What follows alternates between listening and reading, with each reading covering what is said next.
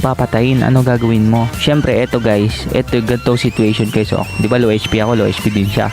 Pak, syempre, lumalapit ako sa kanya guys. Tawag yan peace offering. Para bakit?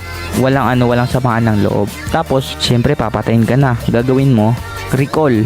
Re-recall lang kayo guys. Hindi nyo kailangan pumatay. Sinasabi ko sa inyo. Walang mamamatay guys. Pag pulado na kayo, pag low HP na kayo, tapos malapit na kayo mamatay guys. Recall. Dito guys, tuturuan ko kayo kung paano yung 6-digit strategy guys. Pag marami yung kalaban sa lane. Syempre gagawin nyo guys, 6-digit block. Kunwari papasukin nyo guys, pero hindi. Tatakbo lang kayo syempre. Hindi masama ang tumakbo guys. At least wala kang inaapakang tao. So dito guys, hanap yung habulin natin. Ito yung basic sa Lapu guys. Kahit sino kaya to guys. Syempre, as a Lapu 6-digit user, unahin nyo talaga yung marksman or mage, yung damage dealer na malalambot. Tapos ibigay nyo sa kakampi nyo kasi bakit? Nakita nyo naman binigay ko. Dapat marunong tayo magbigay sa kapwa guys kasi hindi tayo mapupunta sa heaven yan guys pag grid tayo, 'di ba? E bigyan natin